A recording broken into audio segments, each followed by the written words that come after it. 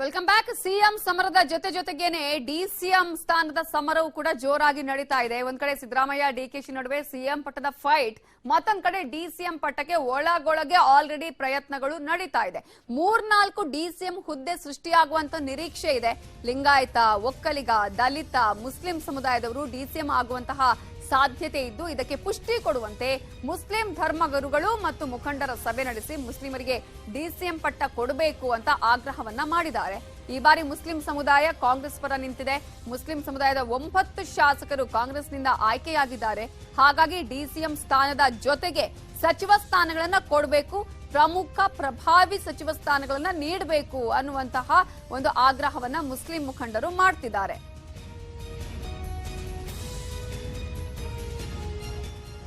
ಹಾಗಾದ್ರೆ DCM race ನಲ್ಲಿ ಯಾರ್ಯಾರಿದ್ದಾರೆ ಅಂತ ನಾವು ನೋಡ್ತಾ ಹೋಗೋದಾದ್ರೆ, ಒಂದೊಂದು ಸಮುದಾಯದಿಂದ 2-3 ನಾಯಕರು ಇದ್ದಾರೆ. ಆ 3 ನಾಯಕರು ಯಾರನ್ನಾದ್ರೂ ಒಬ್ಬರನ್ನ ಡಿಸಿಎಂ ಮಾಡಬೇಕು ಅನ್ನುವಂಥದ್ದು ಒಂದೊಂದು ಸಮುದಾಯದಿಂದ ಕೇಳಿ ಬರ್ತಾ ಇರುವಂತಹ ಆಗ್ರಹ. ಹಾಗಾದ್ರೆ ಮೊದಲನೇದಾಗಿ ಲಿಂಗಾಯತ ಸಮುದಾಯದಿಂದ ನಾವು ನೋಡ್ತಾ ಹೋಗೋದಾದ್ರೆ, ಈ ಸಮುದಾಯದಲ್ಲಿ ಪ್ರಮುಖವಾಗಿ ಕೇಳಿ ಬರ್ತಾ ಇರುವಂತಹ ಹೆಸರು ಅಂದ್ರೆ MB ಪಾಟೀಲ್ ಅವರು, ಲಿಂಗಾಯತ ನಾಯಕ. 2013-2018 ಸಂದರ್ಭದಲ್ಲಿ ಒಂದಷ್ಟು ಜಾತಿಯನ್ನ ಒಡೆಯುವಂತ ಪ್ರಯತ್ನ ಆಯ್ತು ಅಂತ ಕೇಳಿದ್ರು ಕೂಡ ಈ ಹಿನ್ನೆಲೆಯಲ್ಲಿ ಆಗ ಸಾಕಷ್ಟು ಆಕ್ರೋಶ ವ್ಯಕ್ತ ಆಯಿತು. ಬಟ್ ಈ ಸಲ ಅದನ್ನ ಎನ್ಕ್ಯಾಶ್ ಮಾಡಿಕೊಂಡು ಲಿಂಗಾಯತ ಸಮುದಾಯನ ಒಟ್ಟುಗೂಡಿಸಿದ್ದಾರೆ. ಅವರು ಆ ಒಂದು ಭಾಗದಿಂದ, ಆ ಸಮುದಾಯದಿಂದ ಹೆಚ್ಚಿನ ಒಂದು ಸ್ಥಾನಗಳನ್ನು ಕಲ್ಪಿಸಿಕೊಡುವಲ್ಲಿ ಸಹಾಯ ಮಾಡಿದ್ದಾರೆ. ಕಾಂಗ್ರೆಸ್ಗೆ ಆ ಸಪೋರ್ಟ್ ಸಿಕ್ಕಿದೆ, ಲಿಂಗಾಯತ ಸಮುದಾಯದ ಮತಗಳು ಬಂದಿದೆ ಅನ್ನುವಂತಹ ಅಭಿಪ್ರಾಯಗಳು ಕೂಡ ಇದೆ.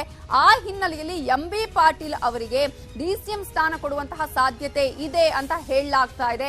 ಕಾಂಗ್ರೆಸ್ ಆ ರೀತಿಯಾಗಿ ಸಿಎಂ ಕೊಡದಿದ್ರೂ ಕೂಡ, ಯಾಕಂದ್ರೆ ಅವರು ಕೂಡ ಸಿಎಂ ಸ್ಥಾನದ ಆಕಾಂಕ್ಷಿ, ಡಿಸಿಎಂ ಮಾಡುವಂತಹ ಸಾಧ್ಯತೆ ಇದೆ ಅನ್ನುವಂತಹ ಮಾತುಗಳ ಜೊತೆಗೆ HK ಪಾಟೀಲ್ ಅವರು ಲಿಂಗಾಯತ ರೆಡ್ಡಿ ನಾಯಕ, ಅಂದ್ರೆ ರೆಡ್ಡಿ ಲಿಂಗಾಯತ ನಾಯಕರ ಆಗಿರೋದ್ರಿಂದ ಈ ಸಮುದಾಯದವರಿಗೆ ಈ ಸಲ ಸ್ಥಾನವನ್ನ ಕೊಡಬೇಕು, ಡಿಸಿಎಂ ಸ್ಥಾನವನ್ನ ಕೊಡಬೇಕು ಅನ್ನುವಂತಹ ಆಗ್ರಹ ಕೂಡ ಕೇಳಿ ಬರ್ತಾ ಇದೆ.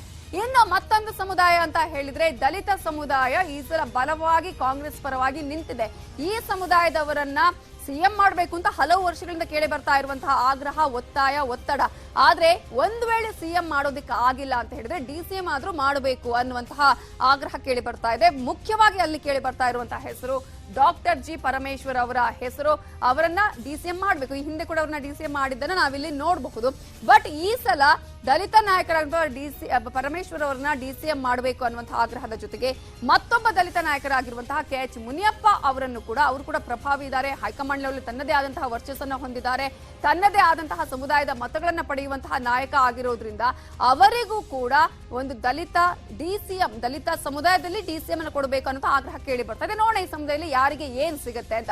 ಮತ್ತೊಂದು ಸಮುದಾಯ ಅಂತ ಹೇಳಿದ್ರೆ ಮುಸ್ಲಿಂ ಸಮುದಾಯ. ಅಲ್ಲಿ ಜಮೀರ್ ಅಹಮದ್ ಖಾನ್ ಮತ್ತು ಸಲೀಂ ಅಹಮದ್ ಅವರ ಹೆಸರುಗಳು ಮುಂಚೂಣಿಯಲ್ಲಿ ಕೇಳಿ ಬರ್ತಾ ಇದೆ. ಇದರಲ್ಲಿ ಯಾರಿಗೆ ಡಿಸಿಎಂ ಸ್ಥಾನ ಸಿಗತ್ತೆ ಅನ್ನೋದನ್ನ ಕಾದು ನೋಡಬೇಕಾಗಿದೆ. ಈ ಒಂದು ಸಮುದಾಯದಲ್ಲಿ ಪ್ರಬಲವಾಗಿ ಇವರಿಬ್ಬರ ಮಾತುಗಳು ಕೇಳಿ ಬರ್ತಾ ಇರೋದ್ರಿಂದ ಈಗ ಡಿಸಿಎಂ ಪಟ್ಟಕ್ಕಾಗಿ ಇವರು ಕೂಡ ಇಬ್ಬರು ರೇಸ್ ಅಲ್ಲಿ ಇರೋದನ್ನ ನಾವಿಲ್ಲಿ ಗಮನಿಸಬಹುದು. ಇನ್ನು ಅದೇ ರೀತಿಯಾಗಿ ಏನೇನು ಆಗ್ತಾ ಇದೆ, ಕಾಂಗ್ರೆಸ್ ನಲ್ಲಿ ಆಗ್ತಾ ಇರುವಂತಹ ಬೆಳವಣಿಗೆಗಳು ಏನೇನು, ಯಾರ ಹೆಸರು ಮುಂಚೂಣಿಯಲ್ಲಿದೆ ಅನ್ನೋದು ಇಂಪಾರ್ಟೆಂಟ್ ಅಲ್ಲ. ಯಾರು ಸಿಎಂ ಆಗ್ತಾರೆ, ಯಾರು ಪ್ರಮುಖ ಸಚಿವ ಸ್ಥಾನವನ್ನ ಪಡೆದುಕೊಳ್ತಾರೆ, ಯಾರು ಡಿಸಿಎಂ ಆಗ್ತಾರೆ ಅನ್ನೋದು ಕುತೂಹಲಕ್ಕೆ ಕಾರಣ ಆಗಿದೆ.